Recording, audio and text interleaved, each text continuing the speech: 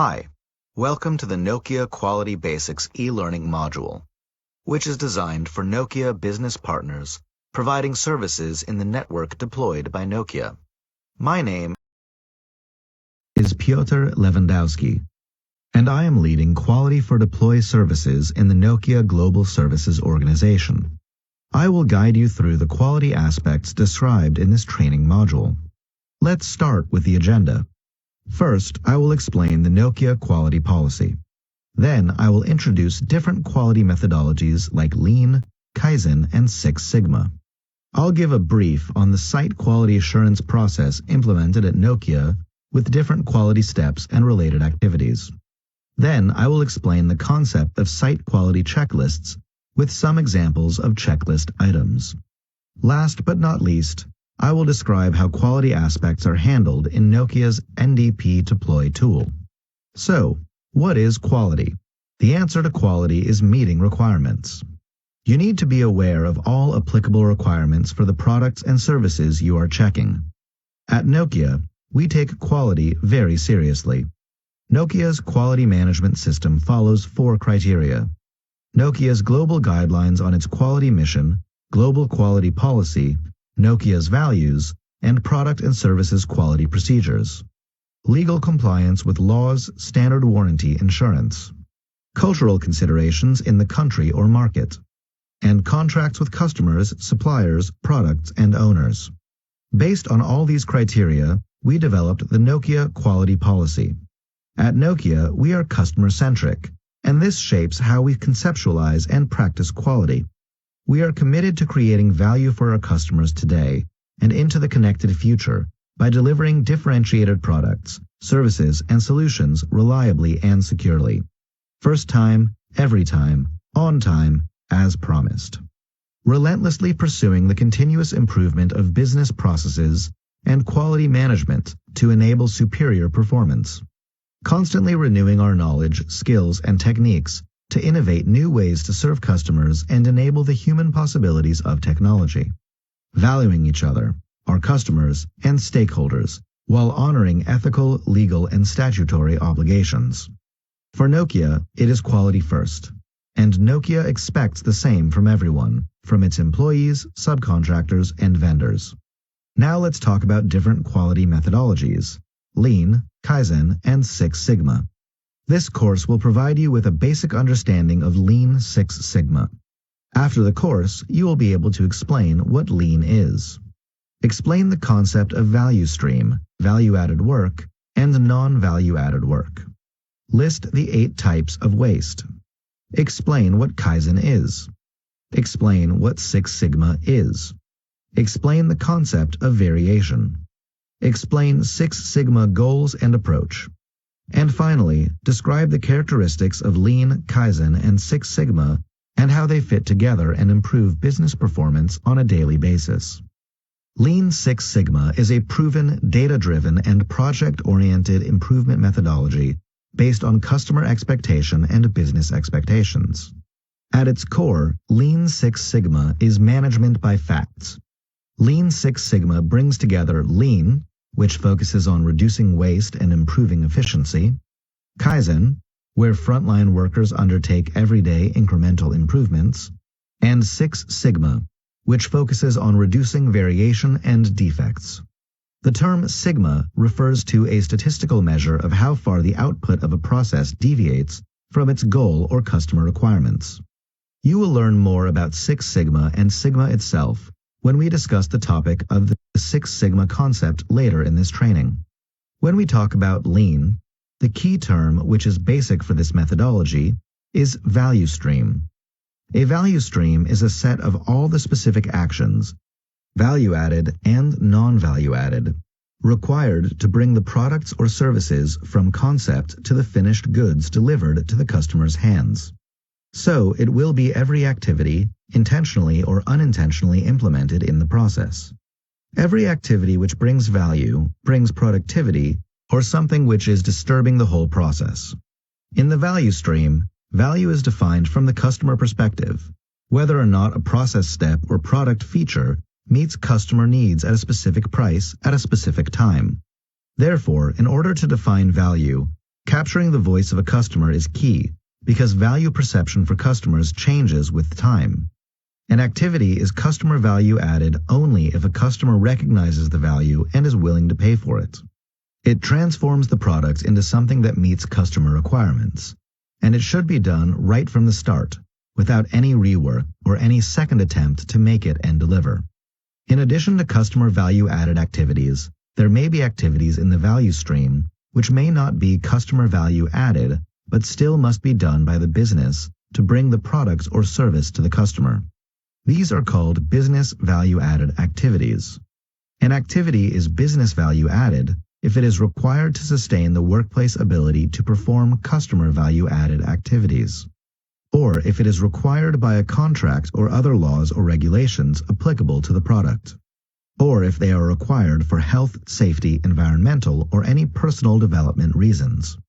Business value-added activities are important to the process, but it is the business, not the customer, who pays for them. Please note that the business value-added activity may not be customer value-added activity, but it still needs to be completed in the process to make it successful. All other activities which are not customer value-added or business value-added are waste. And Lean is a systemic methodology used to maximize value by removing waste and reducing the process cost, accelerating the process velocity by reducing the cycle time and improving the process quality by reducing the opportunity for defects. If you examine any process, you will see that process steps fall into one of two categories: those that should be done, which we will call value-added, and those that should not be done, which we call non-value-added or waste. In fact, as per the Lean criteria regarding what is value-added work and what is non-value-added work, as much as 90% of any process in most companies is non-value-added work.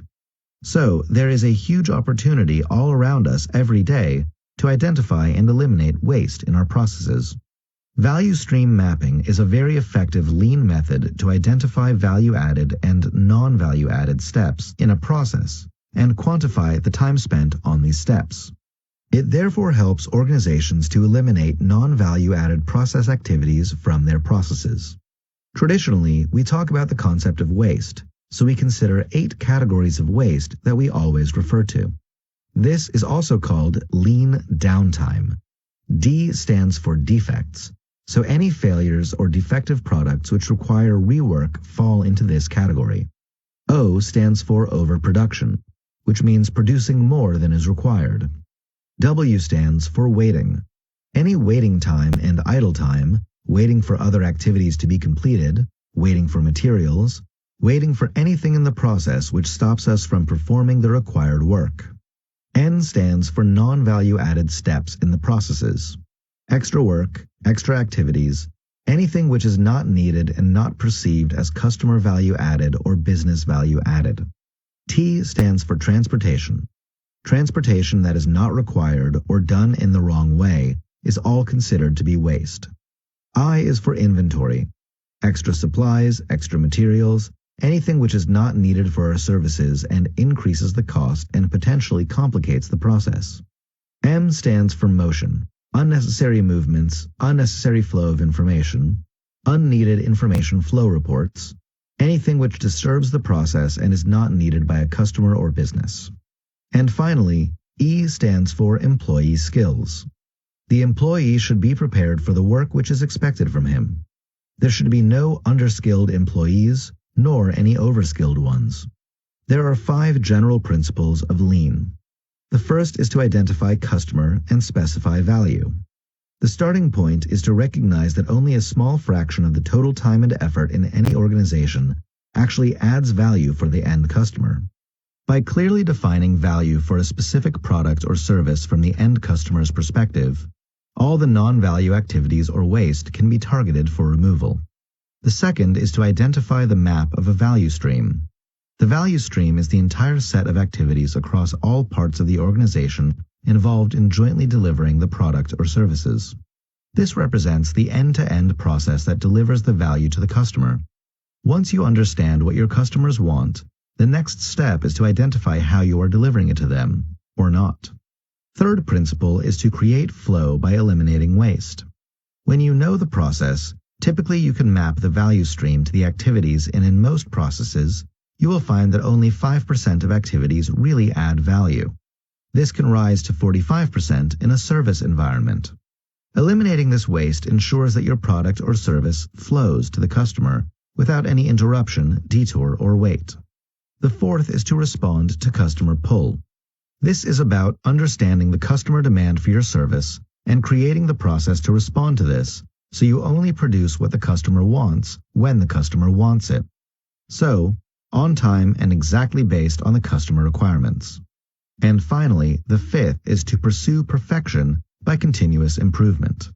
Creating flow and pull starts with radically reorganizing individual process steps, but the gains become truly significant as all the steps link together. As this happens, more and more layers of waste become visible and the process continues toward the theoretical endpoint of perfection, where every asset and every action adds value for the end customer. Now, a few words about Kaizen. Kaizen is a Japanese philosophy that focuses on continual improvement throughout all aspects of life. Kai means change. Zen means good or for the better. So it's change for the better, all the time, every day. Kaizen is more a continuous improvement mindset than a specific tool. The Kaizen mindset uses personal creativity and ingenuity to identify problems and to develop and implement ideas to solve those problems. The key piece of the Kaizen mindset is acknowledging that everything can be improved and everything can perform better or more efficiently. Daily Kaizen generates small improvements as a result of coordinated continuous efforts by all employees. Kaizen is also part of the Lean philosophy. The Kaizen Blitz event is a way of implementing the Kaizen philosophy to rapidly improve any issues. It is a workshop designed to produce corrections and improvement to a given process within just a few days. The Kaizen Blitz event includes 5 stages.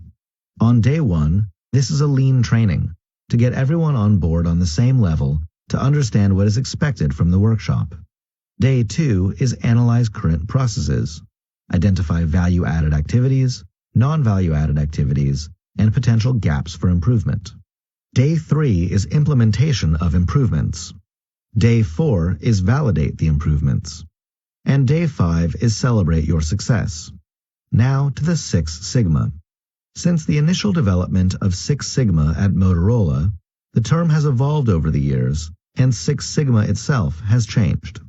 So, the earliest use of Six Sigma was a statistical term to represent almost the complete elimination of defects with a success rate of 99.9997%, or in other words, only 3.4 defects per million opportunities.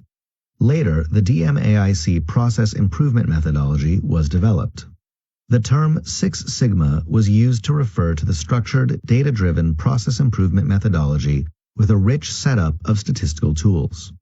Finally, as more and more companies and top executives perceived Six Sigma as a way to achieve near zero defects, the term Six Sigma came to represent a particular business philosophy and strategy to deliver world-class quality by leveraging Six Sigma methodology and statistical tools. Therefore, now the term Six Sigma represents all three: strategy, methodology, as well as statistical tools. In order to understand the concept of Six Sigma, let's first begin with the basics. We know that all work is performed within processes, and we also know that the quality of a process output is directly related to the quality of the process that produces it. That is, a stable and highly capable process will generally result in a predictable, high-quality product, while an unstable and incapable process will result in defective products. We refer to the process output as Y, and we refer to the inputs as X. We can mathematically represent this relationship as Y is a function of X, as shown on the slide. Now, this naturally leads to the question: what causes a process to produce a defective product? The answer is variation. Variation is any deviation from the norm. Variation is present in the output of every process. The degree of variation of the output is a measure of process capability or maturity. Let's illustrate variation with the simple example of cooking a meal. To cook your favorite meal, first you will need a list of ingredients. Let's say you are going to need some vegetables. You will need to decide whether to buy fresh vegetables or frozen or tinned. The choice you make will affect your meal in terms of taste, smell, and look. There are, of course, other factors that will also affect your meal, such as what temperature you use, the proportion of ingredients, and many others. All these factors that have an impact on the final quality of your meal are sources of variation because they cause the same dish to vary in terms of taste, smell, and look. Earlier, it was mentioned that a Six Sigma performance means 3.4 defects per million. But you might be wondering, what does performance at other Sigma levels mean in terms of the number of defects and world-class performance? The table compares process Sigma levels to defects per million opportunities. Higher Sigma levels correspond to fewer and fewer defects. In fact, each Sigma level results in an exponential reduction in deficits. Any unmeasured process is assumed to be, by default, only 50% defect-free, and it is 1.5 sigma capability. While one might think that 99% defect-free is perhaps good enough, it is actually not good enough. 99% defect-free is in fact a little less than 4 sigma performance, and not where an organization like Nokia needs to be in order to achieve world-class quality or 6 sigma performance. The term Six Sigma process comes from the fact that if a process has 6 standard deviations between the process mean and the nearest specification limit, practically no items will fail to meet specifications. This is because a Six Sigma process allows for long-term variation within the customer requirements. Even if the average changes, the variation remains within the specification limits. Let's take a look at some examples of what it means to be 99% defect-free, and if we as consumers would accept that level of performance for us and our families. 99% defect-free means unsafe drinking water for almost 15 minutes every day. 6 Sigma performance means 1 minute of unsafe drinking water every 7 months. 99% defect-free means 5,000 incorrect surgical operations per week. 6 Sigma performance means only 1.7 incorrect operations per week. 99% defect-free means 2 short or long landings at most major airports each day. 6 Sigma performance means 1 short or long landing every 5 years. There are some more examples on the slides for your reference. Generally speaking, products and processes involving human safety, health, and money are most likely to strive for 6 Sigma quality. However, in certain industries, even 6 Sigma performance is not good enough. For example, the airline industry operates with less than 1 fatality per million passengers, which is even better than 6 Sigma. Now we know a 99% success rate is simply not good enough to be a world-class organization. We must focus on dramatically reducing the number of defects by focusing on variation. Variation in performance is what causes a process to produce inconsistent and unpredictable results. While slight variation within acceptable bounds, which we call common cause variation, is okay, and exists in all processes, any special cause variation which results in customer specifications being missed is unacceptable. That is what results in defects and unhappy customers. In order to reduce variation, Six Sigma methodology focuses on 2 specific goals. First, to reduce process variation to bring the process performance within specification limits. Second, to bring the average process performance, or mean, closer to the center of the specifications, which is the target. Thus, a Six Sigma process allows for long-term common cause variation within customer specifications. Let's recap the important concepts of Six Sigma. We learned that all work in organizations is performed in processes, and that there is some natural variation or common cause variation that exists in all processes. Variation in output Y can be controlled by controlling the inputs, or X. Reduced variation results in reduced defects, which translate to higher levels of Six Sigma performance.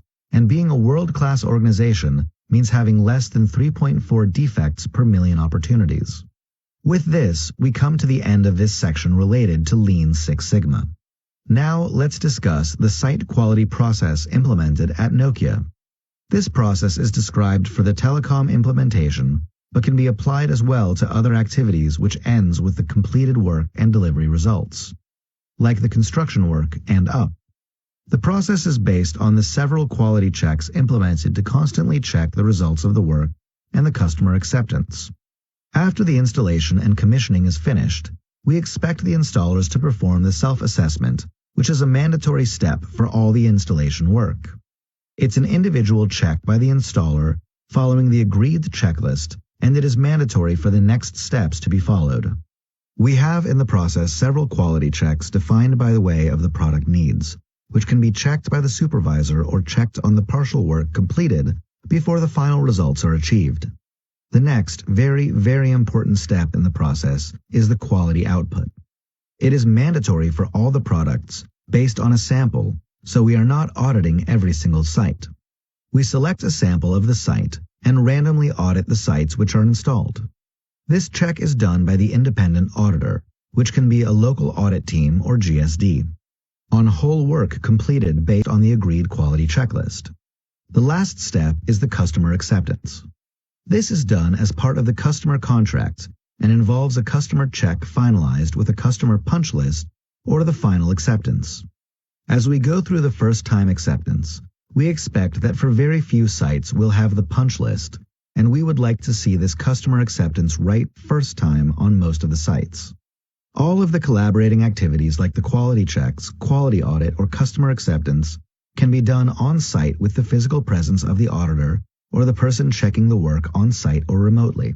When it's done on-site like the quality audit, the subcontractor could be required to be present, or sometimes the quality audit is done without a subcontractor on-site, and is then just informed about the results. For remote activities, which are using NDPC, NDP Collaborator, a subcontractor needs to be present on-site to cooperatively work while the audit or quality check is done, following the instructions and following the required corrections. Let's look closer at the site quality audit definition. This is one of the most important steps in our site quality assurance process. So, as I said, the site quality audit is based on the sample. Sometimes it's 5% of the sites across all the project implementation, sometimes 20%, up to 50% even. It really depends on the performance in the project. Because if a project is stable and capable following Lean Six Sigma requirements, then we could have the last audit in such projects. While the project is unstable and with many defects identified in our internal steps or by the customer acceptance, we need to do more audits. The site quality audit is done by the independent quality auditor. It is not by the installation team, it is not by the supervisor. It must be independent from the installing team.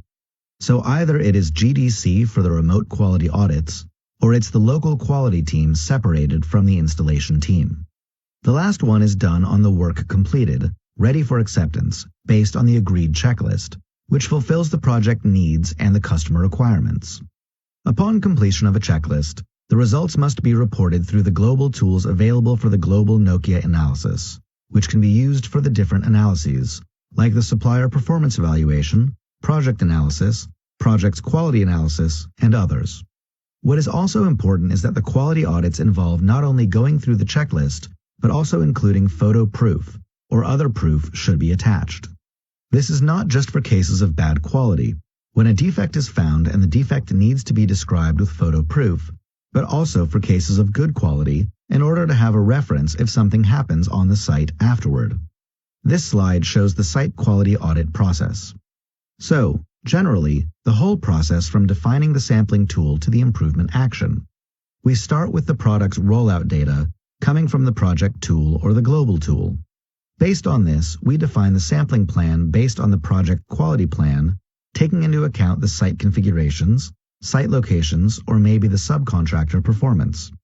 For this, we go to the close cooperation between the quality team, project team, and vendor to define the work which needs to be done to perform the quality audits. This is most important when you think about these collaborative audits like remote quality audits. Then the site quality audit using the established project checklist is done, and results are reported in the project tool. It is important that even if it's possible to close the deficiencies found during the audit immediately during the first audit, they are still reported in the project tool. Following the Lean Six Sigma methodology, such deficiencies should be removed from the process and should not come to this level of process. The data from the quality audit are stored in the centralized quality data repository, available for analysis, ad hoc analysis, and monthly reporting. We analyze the project quality, we analyze the product quality, we analyze the supplier quality, and define the improvement. So, based on the monthly reporting, we have the quality review meetings with the subcontractors and project team to define the areas for improvement and possible improvement actions. We look for the punch points closure to follow up and close them in time. At this point, to look for a supplier performance evaluation, which could affect the job allocation for the future rollout. And finally, with this continuous improvement, we are able to improve the whole process. Not looking only for the defects found during the audit, but to ensure as well that for future audits, we'll have less and less defects according to our target of 0 defects. Now, looking at the deficiencies tracking, which is an important part of the quality audit process. This slide shows the standard process, which in most cases is on-site. In some of the audits, like the remote quality audit, this could be shortened and made faster. This is the advantage of the remote quality audits. So, if a site audit is done and with the assessor, sometimes without the presence of a subcontractor on site, when the differences are reported in the tools, we have 3 categories: Nokia, supplier, or customer. The responsible parties are informed about the clearance. When the defects are closed in the contracted time, the sites are checked. If it's correct, the site can be sent to the customer for acceptance. What is the advantage of a remote quality audit? Then the whole process is done in 30 minutes, 1 hour max. So, closing the defects can be done in most cases immediately during the audit. So, there is no need for the subcontractor to go back to the site and do the rework. What is important as well is that during the quality audit, we check all the points required by the customer.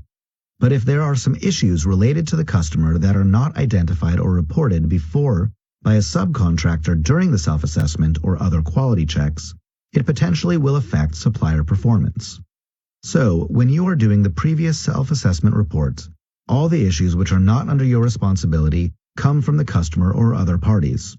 So, when it is cleaned during the quality audit, who is responsible for what? And now about the site quality KPIs. How we measure the quality of our implementation processes.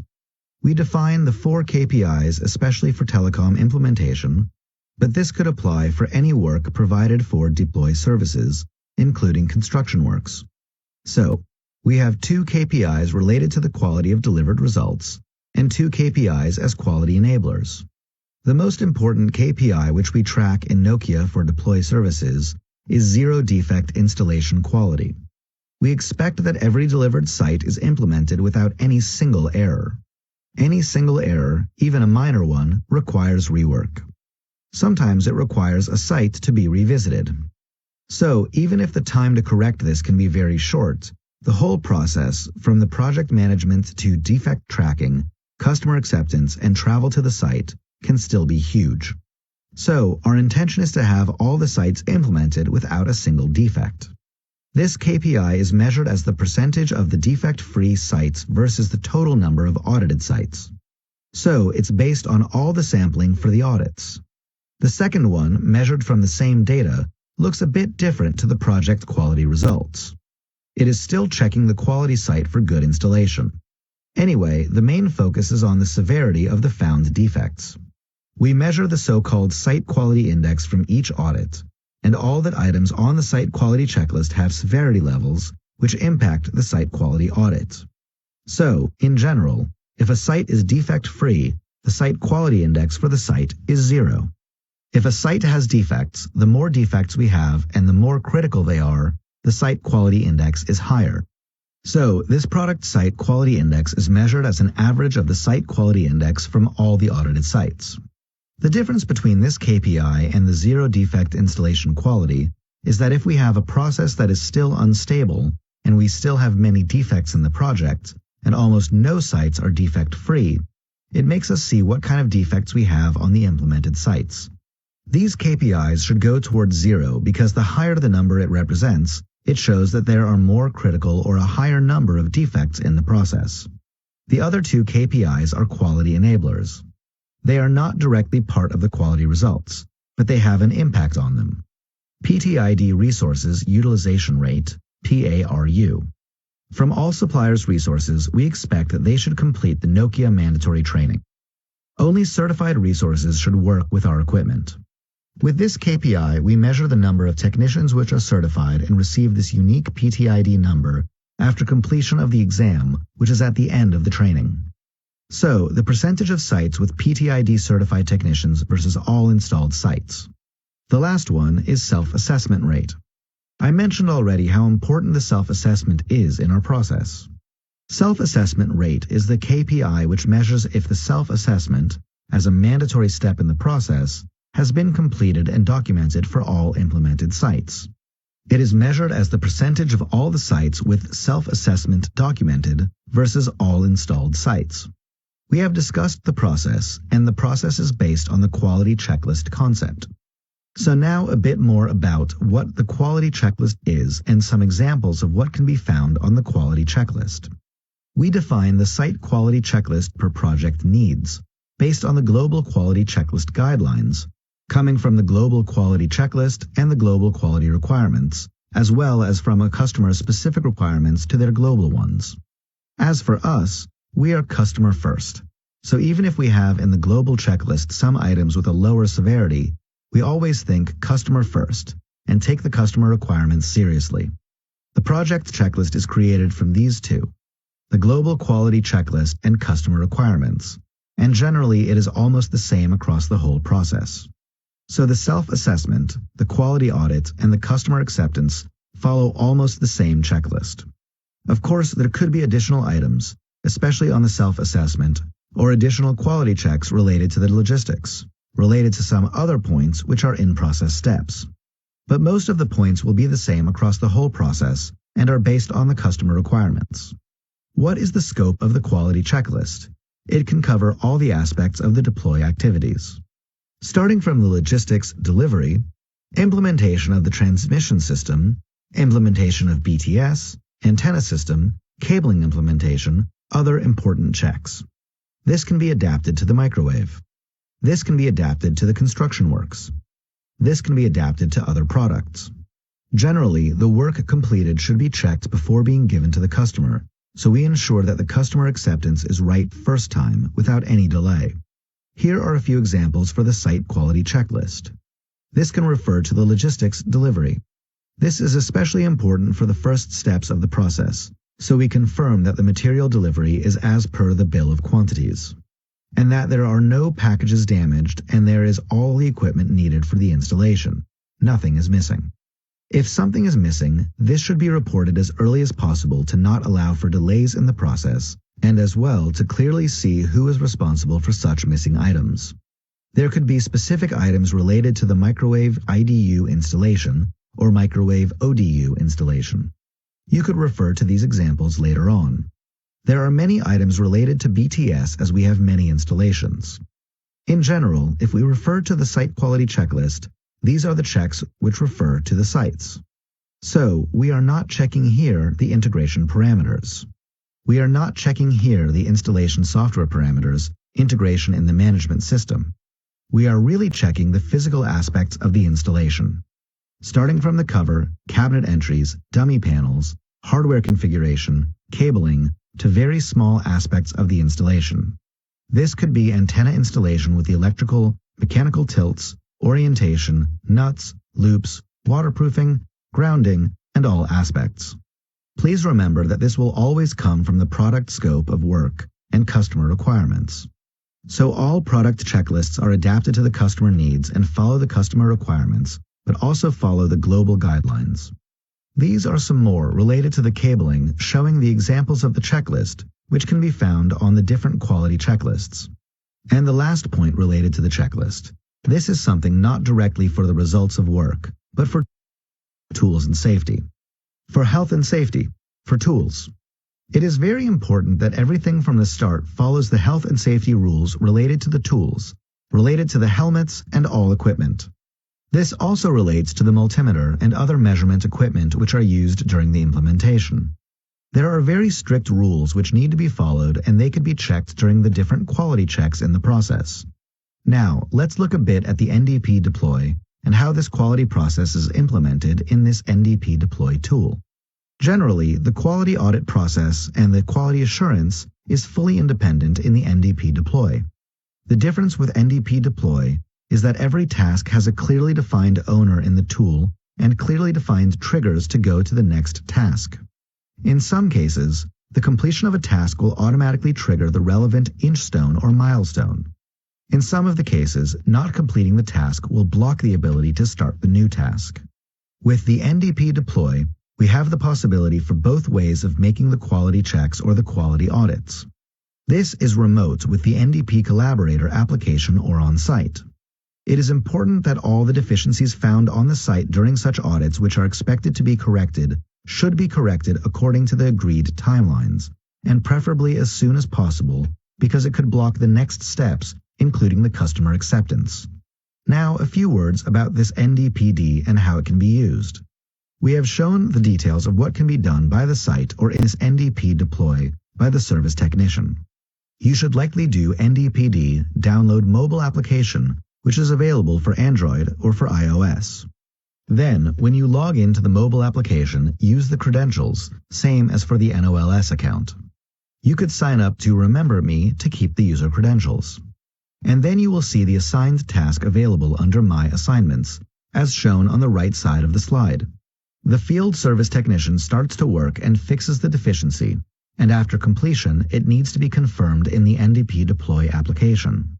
So you can go to Fix Deficiencies and click on 3 dots, and there are 3 options. One of them is Fix Deficiencies.